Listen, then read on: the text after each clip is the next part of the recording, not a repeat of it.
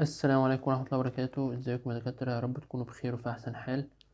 هنكمل إن شاء الله في CVS، ومع آخر محاضرة هنشرح فيها كم موضوعين صغيرين كده.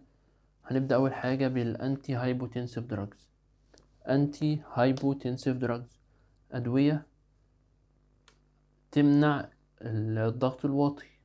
طيب، عندنا في سمباسومايميتيك ايجنتس وعندنا في سينثيتيك مينرالوكورتيكويد. السمباسومايميتيك ايجنتس في الايتايل افرين وفي الميدودرين وفي الهيبتامينول. اول حاجه الايتايل افرين، وده موجود في الافورتيل، افورتيل اقراص. طيب، افورتيل اقراص، وفي منه كمان نقط، بيتاخد من 10 ل20 نقطة على نص كوباية مية أو كوباية مية 3 مرات في اليوم. ده بيتاخد مينلي في الأورثوستاتيك هايبوتنشن، واحد عنده ضغط واطي، ولما بيجي يقف أو حاجة بيحس ان هو دايخ وحاسس ان هو هيقع. اورثوستاتيك يعني مع الحركة او الوقوف. طيب، ايفورتيل نقط وفي منه اقراص، ناقص الفترة دي شوية، فهتلاقي عندك ميدودرين نفس الشغل بتاعه بالظبط.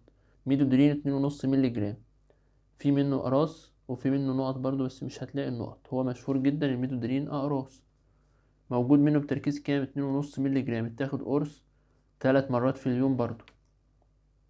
كوراسور هو أشهر واحد، في منه نقط وفي منه أقراص، برضو النقط تتاخد 20 نقطة، تمام، على نص كوب ماء 3 مرات في اليوم زي الإيفورتين. تمام، يبقى عندنا الإيتايل إفرين، عندنا إيفورتيل، إيتايل إفرين عندنا إيفورتيل، الميدودرين، وعندنا كوراسور. ممكن يتاخدوا لأي حد ضغطه واطي كسيمتوماتيك تريتمنت، ان انت بتعالج بس كده لحد لما تشوف ايه سبب نزول الضغط ده. لو في سبب تقدر تعالجه. مهم جدا تنصح العيان ان هو يشرب مية كتير، تمام، والاكل برضو ياكل حاجات حادقة وحاجات فيها ملح عالي. تمام، اي حاجة يبقى فيها ملح عالي، او مثلا الجبنة القديمة او اي جبنة حادقة يعني. تمام، كذلك برضو الاورثوستاتيك هايبوتنشن ده لما يجي يقف ما يقفش مرة واحدة، يعني ما يكونش نايم كده، تمام، ومرة واحدة يروح واقف.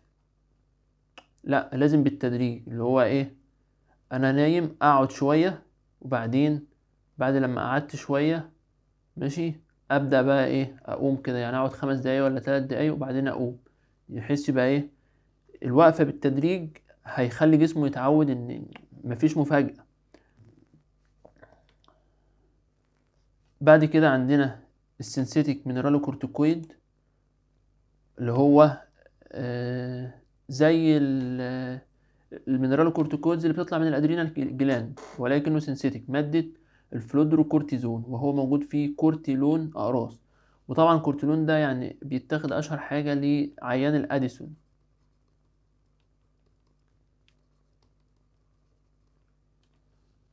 عيان الاديسون، تمام، بيبقى عنده ادرينال انسفشنسي، الغدد اللي بتبقى فوق الكلى دي مش شغالة، وبالتالي ما بتطلعش الدوستيرون ولا كورتيزون ولا الحاجات دي. فهو بياخد فلودروكورتيزون علشان سيمتوماتيك كده، يحاول يعرف يبقى ضغطه كويس ويعرف يعيش كويس، ويعمل سولت اند ووتر ريتنشن شوية، بيزود الصوديوم والمية، وبالتالي يرفع الايه، الضغط.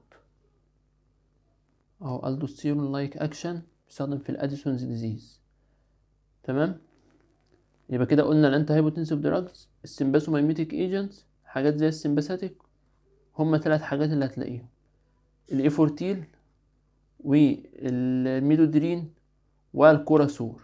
تمام، كلهم في منهم نقط وفي منهم برشام، تاخد النقط 20 نقطة، تمام، على نص كوباية مية 3 مرات في اليوم.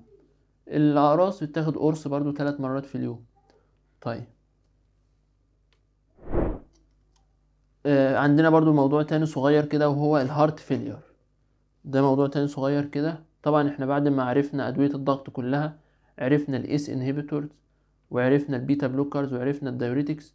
فكل الحاجات دي تستخدم لمريض القلب. اي واحد عنده هارت فيلير الدكتور بيكتب له الحاجات دي، مفيش مشكلة.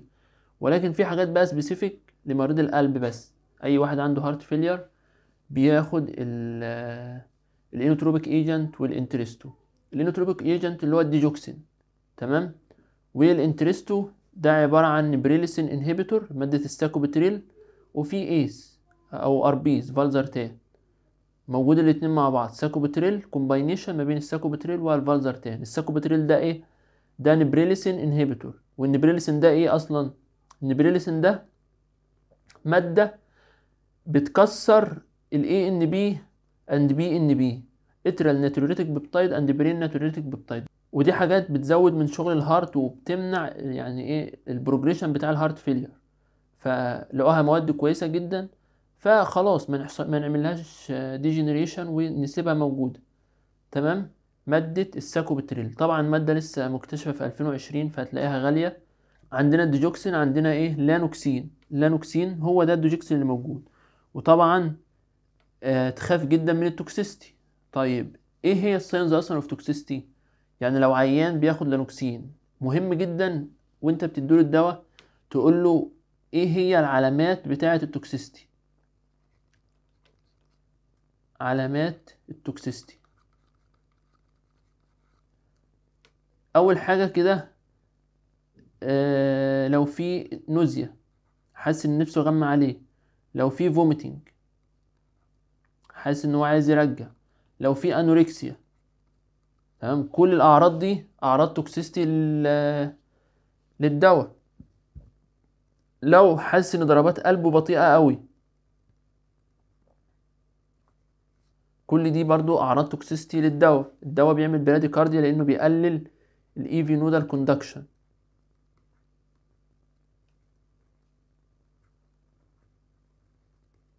يعني كلام مش مهم قوي. هو اهم حاجة بس تنبه على العيان علامات التوكسيستي: نوزيا وفوميتنج وانوركسيا. لو في اي نفسك غمى عليك او غمت عليك او حاسس ان انت عايز ترجع او كده، فمهم جدا توقف الدواء وتراجع الدكتور بتاعك. وتاني حاجة، ما ياكلش الحاجات اللي هي تدخله في توكسيستي. هي في حاجات ممكن تدخله في توكسيستي، هقول لك ايوه. اي دواء يقلل البوتاسيوم يدخل العيان في توكسيستي. اي دواء يقلل البوتاسيوم زي ايه؟ اشهر حاجه اللوب والسايزايد دايوريتكس. اللوب والسايزايد دايوريتكس دول ايه؟ بيرموا البوتاسيوم في البول، وبالتالي هيقل البوتاسيوم.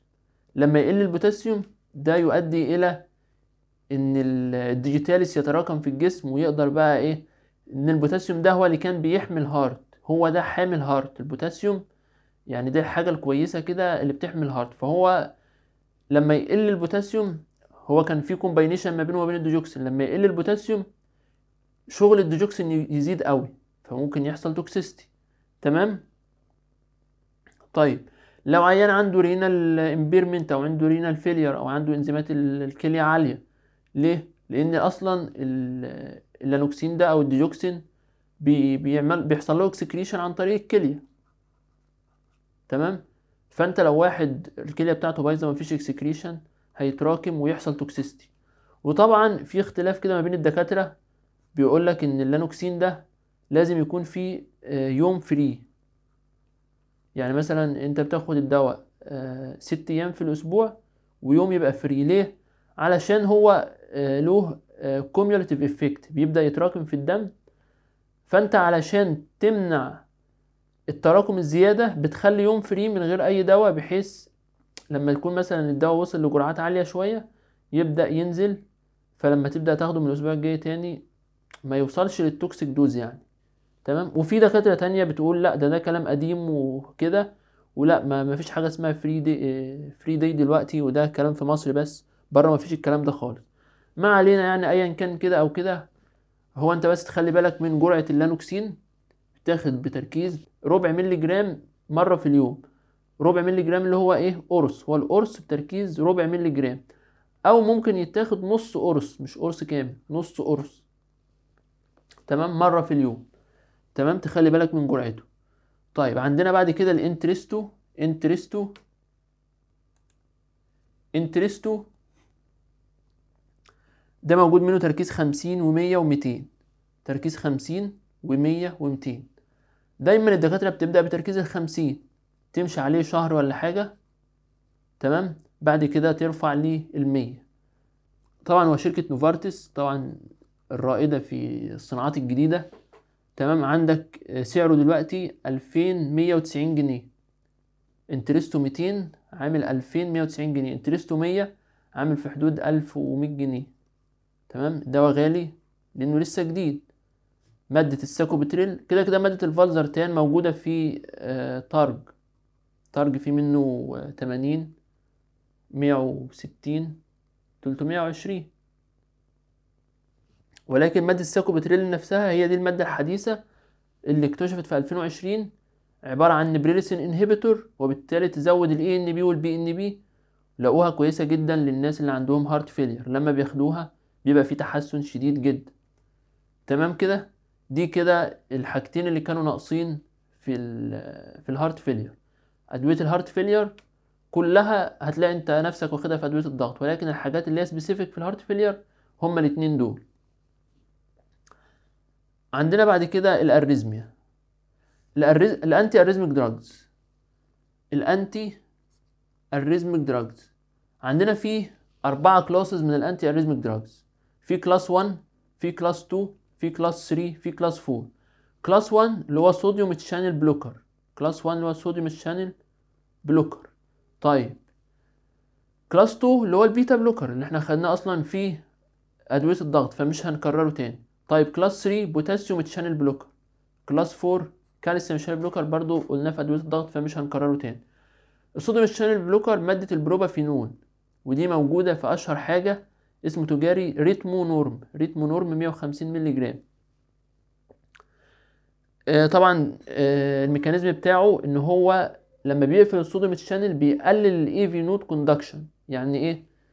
يعني بيقلل توصيل الكهرباء من الاس اي نود للاي في نود للبركنجي، وبالتالي يقلل ضربات القلب. فبيستخدم مثلا ضربات القلب ممكن تبقى 150 300، لا هو يقللها لك ل 100.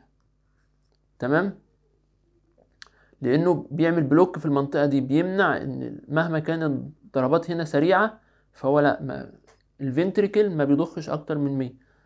فده كويس جدا، بتاخد في حالات الطوارئ كتير جدا، وهتلاقيه اشهر حاجه بتتكتب ريتمو نورم. عندنا برضو الاميودارون، ده بوتاسيوم تشانل بلوكر. تعال نبص عليهم كده، يلا نبص عليهم كده. ادي البروبافينون اهو، ريتمو نورم 150 مللي جرام، وكوردارون 200 مللي جرام. طبعا الحاجات دي مش OTC، هي هتجي لك مكتوبه، انت بس تعرف الاصناف دي. السيشن بتاعت النهارده معظمها بس ان انت مجرد ان انت تحفظ الادويه بس وتبقى عارفها كده. ريتمو نورم ده كلاس 1 انتي اريزميك دراج. كوردارون كلاس 3 انتي اريزميك دراج. كلاس 2 اللي هو البيتا بلوكرز، كل البيتا بلوكرز بقى سواء سيلكتيف او نون سيلكتيف. وكلاس 4 اللي هو الكالسيوم شانل بلوكرز. وطبعا اللي بتستخدم في الاريزميا في الكالسيوم شانل بلوكرز هي الحاجات اللي بتشتغل على الهارت ميل، اللي هي مادة الفيراباميل اللي هو الايزوبتين والدلتيازيم كمان. تمام، ولكن اشهر حاجة الايزوبتين، في منه حقن بتتاخد في الطوارئ لو في اريزميا جامدة بتتاخد في الطوارئ، وفي منه اللي هو البرشام اللي هو تركيز 80 وتركيز 240. كده يبقى احنا خلصنا كل ادوية CVS. المحاضرة دي كانت بسيطة كده، قلنا فيها ادوية الضغط، قلنا الايفورتيل والميدودرين والكوراسور، تمام، والكورتيلون اللي هو بتاع الاديسون ديزيز. وكمان قلنا الحاجات بتاعت الهارت فيلير اهيت، اللانوكسين والانترستو والانتي اريزميك دراجز. كلاس 1 اللي هو الريتمو نورم، كلاس 3 اللي هو الكوردارون. محاضرة بسيطة كده، وبكده نكون خلصنا CVS. بشكركم جدا وبتمنى اكون افدتكم. شكرا والسلام عليكم ورحمة الله وبركاته.